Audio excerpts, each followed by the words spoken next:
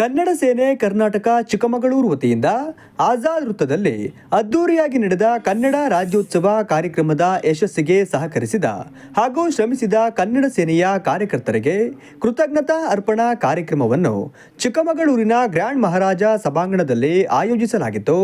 ಕನ್ನಡ ಸೇನೆ ಕರ್ನಾಟಕ ರಾಜ್ಯಾಧ್ಯಕ್ಷರಾದ KR ಕುಮಾರ್ ಅವರು ಜ್ಯೋತಿ ಬೆಳಗುವುದರ ಮೂಲಕ ಉದ್ಘಾಟಿಸಿ ಕಾರ್ಯಕ್ರಮಕ್ಕೆ ಚಾಲನೆ ನೀಡಿದರು.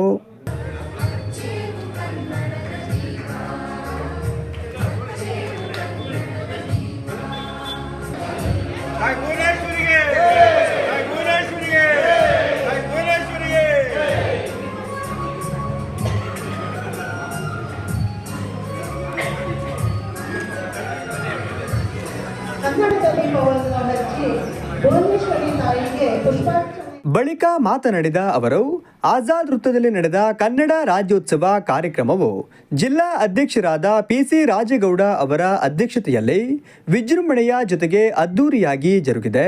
ಈ ಕಾರ್ಯಕ್ರಮದ ಯಶಸ್ಸಿಗೆ ಸಹಕರಿಸಿದ ಹಾಗೂ ಶ್ರಮಿಸಿದ ಪ್ರತಿಯೊಬ್ಬ ಕಾರ್ಯಕರ್ತರಿಗೂ ತುಂಬು ಹೃದಯದ ಧನ್ಯವಾದಗಳನ್ನು ಸಲ್ಲಿಸುತ್ತಿದ್ದೇನೆ. ಕನ್ನಡದ ಮೇಲಿನ ನಿಮ್ಮ ಪ್ರೀತಿ ವಿಶ್ವಾಸ ಸದಾ ಹೀಗೆ ಇರಲಿ.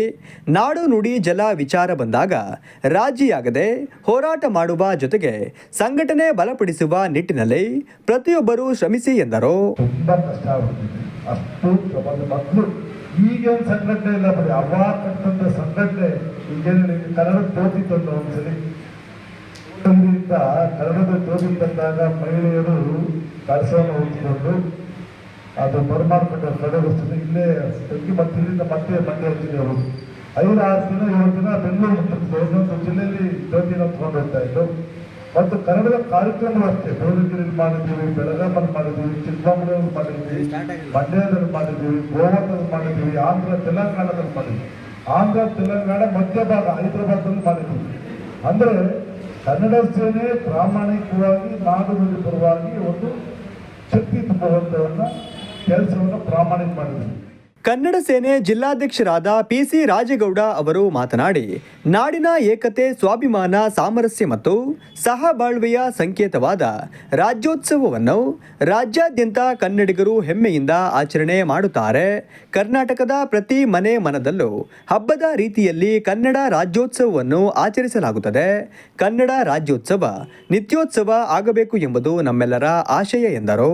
ಪ್ರತಿಯೊಬ್ಬರು ಮಾತಾಡಿ ಹಿಂದೆ ಹೆಂಗೆ ಕನ್ನಡ ಸೇನೆ ಕಟ್ಟಿದೀವಿ ಅನ್ನೋದಕ್ಕೆ ನಾನು ಅವತ್ತಿನ ದಿನ ನಮ್ಮ ಹಿಂದೆ ಎಲ್ಲ ಕೂತಿದ್ದಾರೆ. ನಮ್ಮ ಗ್ರಾಮಾಂತರದಿಂದ ಬಂದಿರೋ ನಂದನ್ನು, ಪ್ರದೀಪ್, ಶ್ರೀಧರ್ಗೌಡರು, ಮಧ್ಯಕೆರೆ ನಮ್ಮ ರಾಜಣ್ಣ ಅವರು ಅವತ್ತು ಪ್ರಸನ್ನ ಅಲ್ಲಿಂದ ಎಷ್ಟು ಅಂದ್ರೆ ಗ್ರಾಮ ಹಳ್ಳಿಲಿ ನಮ್ಮ ನಗರದ ಜನ ಇರ್ತಿರ್ಲಿಲ್ಲ.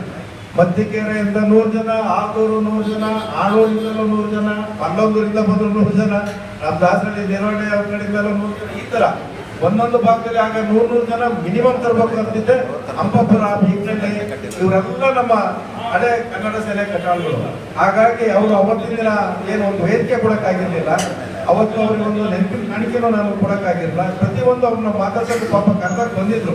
ನನಗೆ ಇನ್ನೂ ಅವರಿತ್ತು ಏನು ನಮ್ಮ ಗ್ರಾಮಾಂತರಕ್ಕೆ ಫೋನ್ ಮಾಡಿದ್ರೆ ಕರೆಯಕ್ಕೆ ಆಗಿರ್ಲಿಲ್ಲ, ಕಾಲಾವಕಾಶ ಸಿಕ್ಕಿರ್ಲಿಲ್ಲ. ಯಾಕೆ ಅಂತಂದ್ರೆ ಎಲ್ಲ ನಮಗೆ ಇವತ್ತಿನ ನಗರದಲ್ಲಿ ನಮ್ಮ ಸತೀಶ್ ಅವರ ನೇತೃತ್ವದಲ್ಲಿ ಮತ್ತು ಜಯಪ್ರಕಾಶ್ ಅವರ ನೇತೃತ್ವದಲ್ಲಿ, ಮಹಿಳಾ ಅಧ್ಯಕ್ಷರ ನೇತೃತ್ವದಲ್ಲಿ ಮಹಿಳೆಯರೆಲ್ಲ ಪ್ರತಿಯೊಬ್ಬರು ಬಂದಿದ್ದಾರೆ ಈ ವರ್ಷ.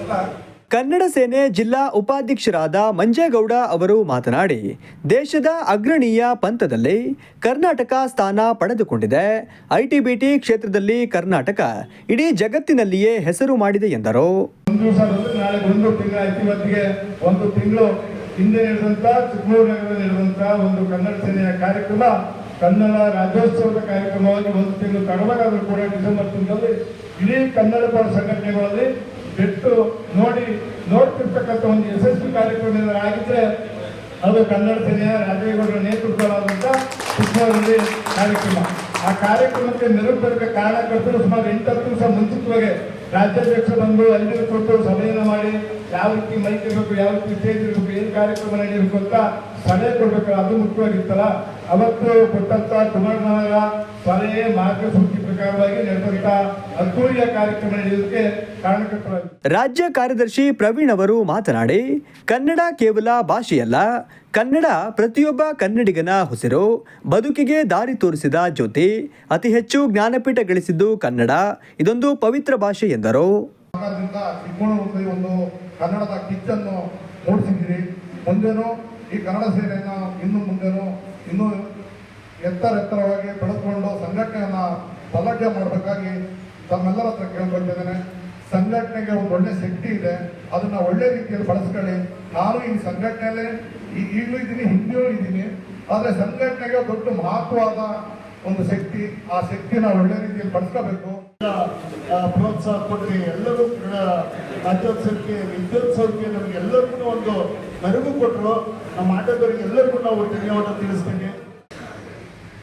ಜನರನ್ನ ಸೇರಿಸಿ ಮತ್ತು ಕಲಾವಿದರನ್ನ ಸೇರಿಸಿ ಅದ್ದೂರಿಯಾದ ಕಾರ್ಯಕ್ರಮನ ಹಿಂದೆ ಮಾಡಿದ್ರು ಕೂಡ ಅದಕ್ಕಿಂತ ಮೀರಿಸಿ ಈ ಸಲ ಕಾರ್ಯಕ್ರಮ ಅದ್ದೂರಿಯಾಗಿ ಆಚರಣೆ ಮಾಡಲಿಕ್ಕೆ ಏನು ಎಲ್ಲ ನಮ್ಮ ಚಿಕ್ಕಮಗಳೂರಿರ್ತಕ್ಕಂಥ ಜನ ಮತ್ತು ದಾನಿಗಳು, ಕನ್ನಡದ ಮನಸ್ಸುಗಳು ಮತ್ತು ಬೆಂಗಳೂರಿನಿಂದ ಎಲ್ಲ ಕಲಾವಿದರುಗಳು ಕೂಡ ಬಂದು ನಮ್ಮ ಕುಮಾರಣ್ಣವರ ನೇತೃತ್ವದಲ್ಲಿ, ಜಿಲ್ಲಾಧ್ಯಕ್ಷರ ನೇತೃತ್ವದಲ್ಲಿ ನಡೆದಿದೆ.